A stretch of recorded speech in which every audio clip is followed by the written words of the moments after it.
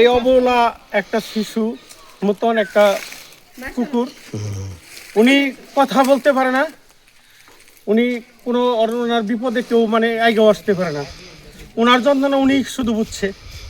আমাকে যখন এই একাফা আমাকে ফোন দিল এক ম্যাডাম, যে এইরকম অনলাইনে গত একটা নিউজেও দেখছিলাম, তুমি বলে এইরকম কুকুরকে তুমি যদি কোনো থাকে তুমি বলে হেল্প করো।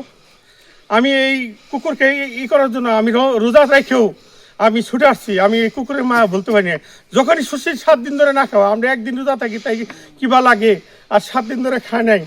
এই কুকুরটা কিভাবে আমি বাঁচাতে পারি, আল্লাহ যেন আমার এই কুকুরটা বাঁচাই দিলাম, এই উসিলাও যেন আমাকে একটা নেক হয়, এই জন্য আমি আসছি, চলে আসছি। রোজায় যেমন নেক হয়, এই কাজটা করলেও আমি নেক হয়, এই আশায় আমি আসছি। এখানে কোনো টাকা পয়সার বিনিময়ে আসি নাই। আমি এই যে জাল বানাইছি, আমি ওই যে আমাদের আর যন্ত্রপাতি আছে, এগুলোও আমি এই শুধু এই উপহার করার জন্য আনছি। যদি কোনো জায়গায় কোনো এরকম কুকুর যদি বিপদে পড়ে, আমাকে আপনারা অবশ্যই এই আমার নাম্বারে ফোন দিবেন, অথবা এই অনলাইনে যে ভিডিও আপনারা শেয়ার করবেন, এই শেয়ারের মধ্যে আমার অনলাইনের যে আমাদের সাংবাদিক গফুর স্যারের নাম্বার আছে, ওই নাম্বারে ফোন দিলেও আমাকে পাবেন। আমি এই উপহার করতে চাই। মেশে অনেকেই টাকা পয়সা দেওয়া, অনেকে বাড়ি গাড়ি দেওয়া হেল্প করে। আমি যদি একটা অবলা কুকুরকে যদি হেল্প করে যদি আমি যদি কিছু করতে পারি, সেই আশায় আমি এত দূর থেকে আমি আসি। আমার জন্য সবাই দোয়া করবেন। আমি অসুস্থ মানুষ, আমার জানি আমি সুস্থতা আমি পাই, এই কামনায় সবার কাছে আমি দোয়া চাই। আচ্ছা, আপনার নাম কি? আমার নাম মোহাম্মদ আবু তালেব। আমি পুরসভায় আমি দারোয়ান পদে চাকরি করি। আমার বাসা সখীপুর 9 নং ওয়ার্ড, পুরসভা 9 নং ওয়ার্ড।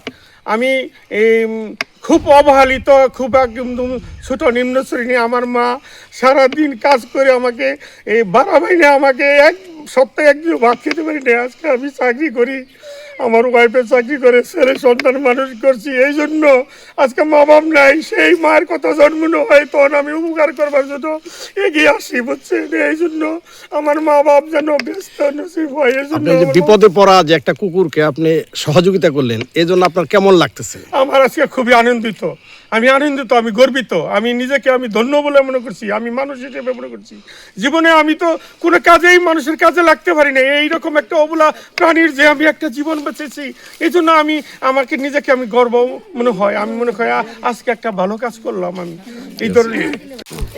তো আজকে আমাকে টিটা ফোন দিছে যে ভাবি একটু এদিকে আসেন। কেন? দেখেন একটা কুকুর 5-7 দিন যাবত বইয়ের মুখের দিয়ে ওটা আটকা পড়ছে, ওটা খুলতে পারতেছে না খায় সে শুকিয়ে গেছে। এলাম পরে বললো যে আমি ভাবি ফোন দিছি, পৌরসভায় ফোন দিছি, ওনারা আসবো, আপনি একটু থাকেন। এই তো তারপরে এসে দেখলাম যে এই অবস্থা। তো রিতাকে অনেক ধন্যবাদ যে ওর মধ্যে একটা কুকুরের জন্য এত মায়া। আসলে হ্যাঁ, ও বেশি সবকিছুরই মায়া করে। তো আমাদের মনে হয় যে সমাজের সবার প্রতি সবার একটু মায়া মমতা থাকা দরকার। আমরা একটা কুকুরের জন্য যেমন মায়া করলাম, এই রমজান মাসে আমাদের সবার যারা অসহায় গরিব আছে তাদের প্রতি মায়া মমতা সবারই করা দরকার। তো এই মায়া মমত্ববোধ যদি সবার মধ্যে থাকে, তবে আমাদের সমাজ এগিয়ে যাবে। ধন্যবাদ।